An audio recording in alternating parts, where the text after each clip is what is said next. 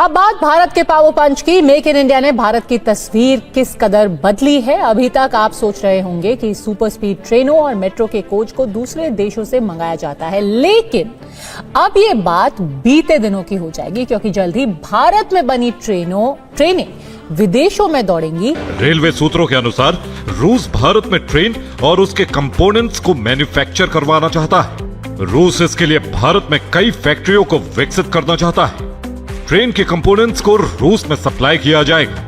रूस की प्रमुख रेल कंपनी टीएमएच ने इस बारे में दिलचस्पी दिखाई है। ये जिसे कहेंगे ना कि अगर इंटरेस्टेड है तो it means this is something very serious equipment, so it will take some time, but they are saying कि हमने प्रोसेस शुरू कर दिए। चाहते होंगे अगर कोई बड़ी चीज बना रहा है तो उसमें कोई छोटा कंपोनेंट लगना है तो वो एक मुल्क को भेज दिया।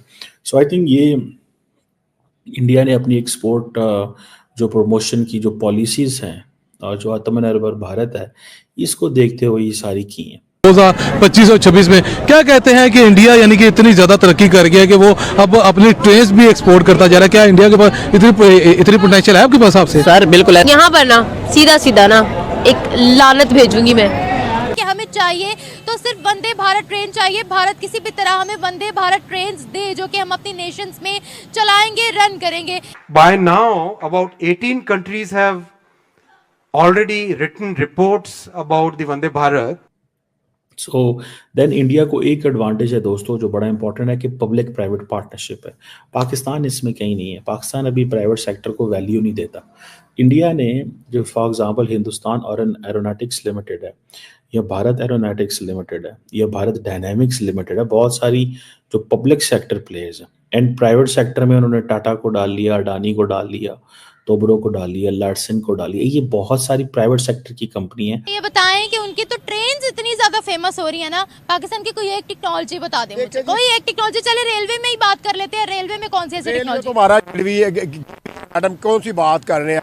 रेलवे गिरवी है हमारा, पीआई हमारा गिरवी है, रेडियो स्टेशन जो है हमारा वो गिरवी है। क्या क्या दास्तान बताएं। हमारे अंदर से जो है ना आग बगोला, हम आग बगोले हैं भाई। हमने तो जो है ना दास्तानें सुनानी है इस पाकिस्तान की। ये पाकिस्तान जो है ना हमने जो है बड़ी मुश्किलों से हासिल किया था। एक मेड इन पाकिस्तान की टेक्नोलॉजी बता दें। मेड इन हाँ एक टेक्नोलॉजी है।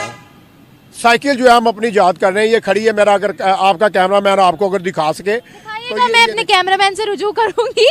ये हमारी साइकिल, ये हमारी टेक्नोलॉजी है। आप क्या कहते हैं इस वक्त भारतीय टेक्नोलॉजी उन कंट्रीज पर राज कर रही है जिनकी पहले हम मिसालें दिया करते थे? जी बात ये है कि जो लोग सीखना चाहते हैं ना वो सीख जाते हैं। हमारे बच्चे जो है ना किसी स्कूल में ना रट्टाफिकेशन करते हैं, जाके प्रैक्टिकल नहीं करते। नरेंद्र मोदी ने पहले जो है ना अपने टन्योर में जब वो न्यू आए थे तो उधर की माइनॉरिटी और मेजॉरिटी ने बोला था कि ये एक दरिंदा है, ये 2 नंबर बंदा है, ये गुजराती है। इंडियन जो थे ये जो अपना तफरके वाले पाकिस्तान में है, एक्सट्रीमिस्ट की बात कर रहे हैं। जी उनकी बात। एक्सट्रीमिस्ट तो हर कंट्री में होते हैं, वो तो बोलती है, लेकिन इसी तरह हर पार्टी में तफरके होते हैं। उसने नहीं देखा कोई मुस्लिम सिख है, कोई बुद्ध मत है।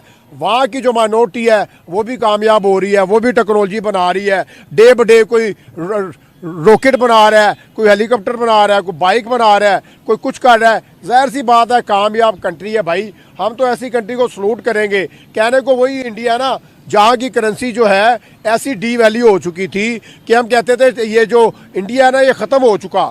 लेकिन नरेंद्र मोदी ने ऐसा लोहा गाड़ दिया कि उसने दुनिया को बताया कि भाई हम कामयाब कंट्री हैं। हमारी आप करेंसी देख लें, हमारी आप टेक्नोलॉजी देख लें। मैं क्या क्या तारीफ करूं भाई। उनकी करेंसी हमसे कभी भी लो नहीं गई, नहीं लो थी। डॉलर रेट हमारा और उनका आप डाटा निकाल के देख लें, करेंसी डाटा देखे ना। इसीलिए मैं बोल रही हूँ ये हमारा मिसकंसेप्शन है जो यहाँ पर पता नहीं पूरे पाकिस्तान में कैसे फैला हुआ है। बहरहाल जो कुछ भी है ना उनकी करेंसी जो थी वो बहरहाल नीचे थी।